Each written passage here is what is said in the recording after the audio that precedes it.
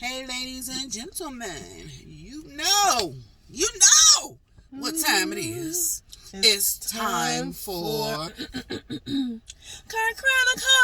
Chronicles, Chronicles, Chronicles, Chronicles, Chronicles, Chronicles.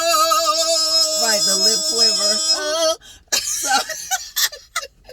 Hi everyone. Like Cam said, this is Car Chronicles. Thank you. Welcome.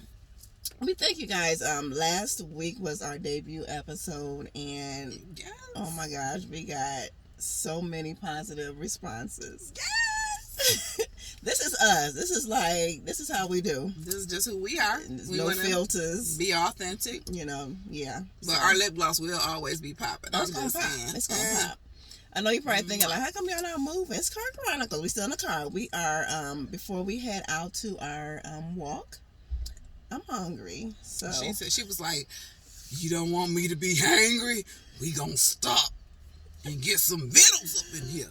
So we are waiting on the restaurant to actually open. It's one of my favorite spots.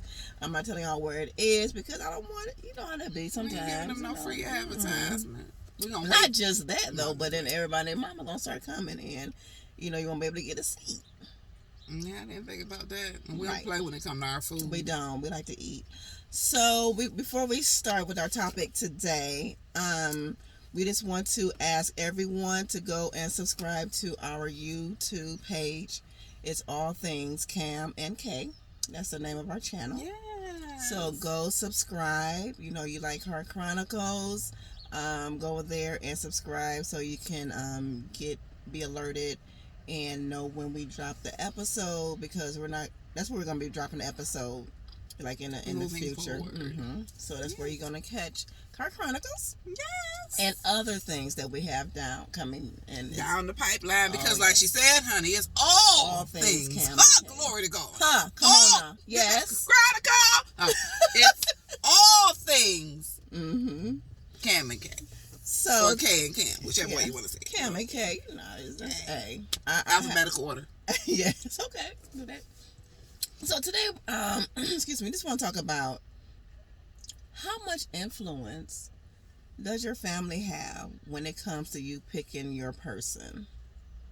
Because you know some people are very like family oriented, like my mom, my dad, my brother, my cousin, my sister, whatever, has to like this person. But what if they don't? But what if you like them and they don't? How important is that to you? I know. That one is that's a good one. Can we do the line? Like, I think for me, I could have to do the age progression. When I was a younger person, when I was a teenager, it didn't really mean a lot because, you know, I'm a teenager and you're trying to figure out just all the things about dating, who you should like and who you shouldn't like. But then you always had the Huxtables, you know, as your little example. Like, you know, you should pick somebody who came from a good family or what Good have stock. you. That's Good what they stock. say. Somebody, you know, you wanted their, you didn't know how to pick, you know, because, you know, you grow up, they tell you, you know, you want to pick the, you know, like she said, good stock or what have you. So then you like kind of let your mother and your parents and your family influence you on, like, go, you should talk to Ted, and he all corny and stuff, and you be like, oh, Ted, or the boy next door, and then your parents didn't really know the boy next door because you thinking he all, when he really got a little bit of gangster in him, you know. And so I think when I was younger, is that about right with you? Like when you're younger, you kind of listen to your family? Not really. That's it. I've always been the type of person, I guess it's an innate because it's in my personality, my character. I'm going, if I feel like I want to do something, I'm going to do it regardless. That's why growing up, I got a lot of whippings. I really did. I knew the consequence, but I wanted to do it, so I did it. I just took it. I took it like a G, But no, I actually did not, because I used to run around the bed and scream and crap before my mom got to me. But anyway. Girl, why you have to bring up whoopers? That's a whole nother chronicle. Right. But I think like then, like I said, I really didn't care, I guess. Like what they thought. But now it has changed a little bit. Because now we, at the age we are now, we realize that sometimes mothers do know something. I'm not going to say they always know best, but they do know something. Now just being a little more mature is like they do have wisdom. I remember being a teenager. I liked a boy, and my mother did not like him, but I kept seeing him anyway. I was like, but I like him. But I did care about what she thought, because you growing up again in church, you trying to do the right thing with your mom and for God and all that. But then when I got in my 20s, all that went out the window. It was like, I like who I like, and a lot of times your parents don't know people, because who they think is a good person really isn't a good person, because they're looking at other things. And like I used to tell my mom, I don't care who he is, his status, how much money he may have, where he come from, I gotta like him. Yeah. If I'm not attracted to him, or it's something in us that does not connect, I don't care what he look like or who you think he is. Pause. I have to like him. So like on that, because a lot of times our taste and our parents' taste, well, our mothers and stuff, totally different. Totally different. I might think somebody fine as, and she like, you gotta think about your kids. Like. You gotta think about your kids. I was like, Mom, she always used to say that, like, you gotta think about your kids. I'm like, well, but like all of my friends know I didn't pick nothing that wasn't. But you know what? I I'm very visual, so I do like a nice looking man. But sometimes it be somebody else that would creep in. May not be too nice looking to everybody else, but they have something else. They have something else that's going for them, like a talent or something. Like, I'm attracted to like that talent. Like, if he can sing, I'm attracted to that voice or whatever that is. Or if he's or charming. His personality. Yeah, because because you can't. Sometimes you can't. Somebody could be fine and be dumb as a doorknob. Because I dated a guy, he was a nice looking guy before, and everything, but he was so self-absorbed. I'd be like, yeah, he was intelligent, but being self-absorbed makes you really unattractive. So sometimes, like God says, you got to look at the heart and see how they are, how they treat you. And I think that's the time a lot of family members, like if somebody you're really into, like you're dating and you want to take it further, a lot of times they don't see like that heart of a person. Maybe they just see like surface stuff, and they're like, I'm not feeling him, or I'm not feeling her, or whatever. I think that's why it's important that when you do date, that you do have them around your family or your friends, so that people can get to know them.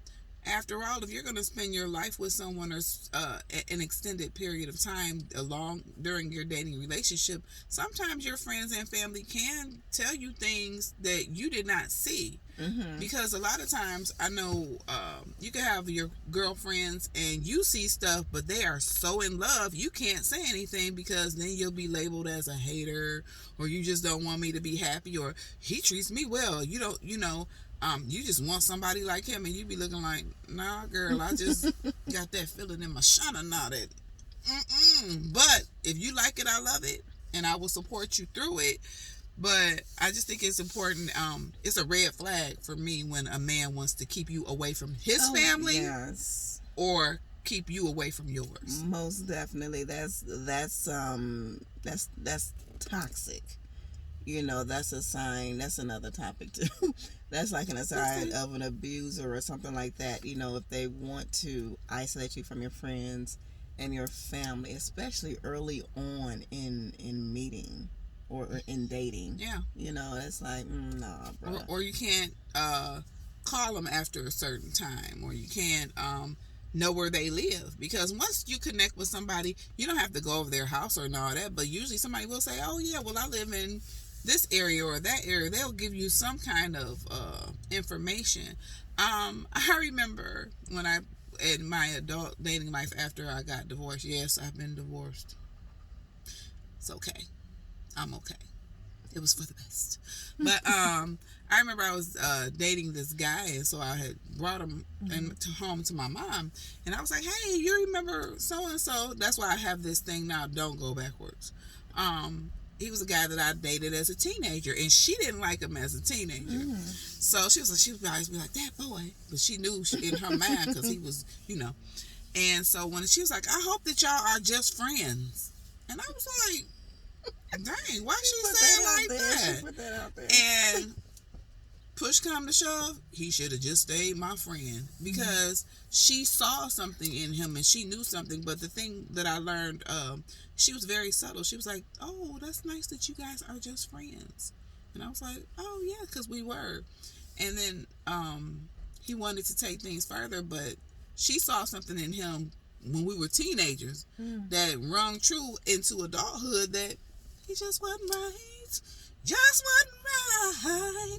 But that's neither here nor there. So I think that sometimes your parents and your family can see things that you don't see. And it's very important that if you're dating or getting into a serious relationship, that your family is around them. But if your family is petty patricias, and you know how sometimes we have different people in our families and they they're a little messy. What do you say about that? Yeah, I think this overall,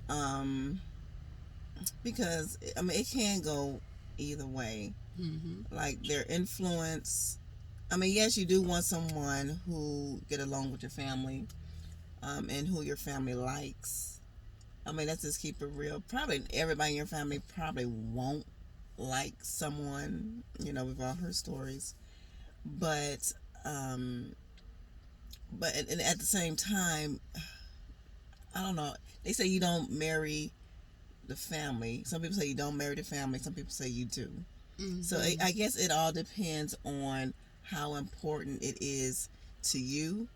But don't potentially miss out on someone because of the influence of your family and friends. And on the other hand, don't potentially get with someone or stay with someone who they see some red flags with.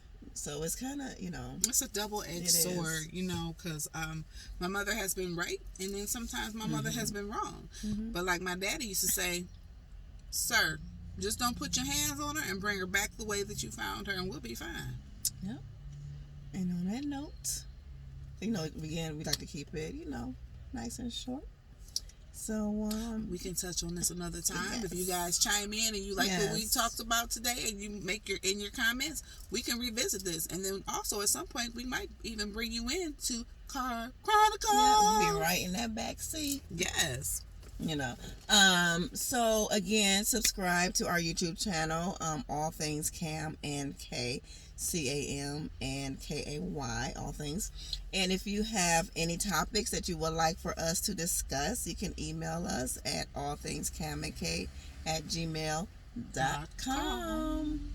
Well, until next time, enjoy this beautiful day, and we'll see you later. Bye.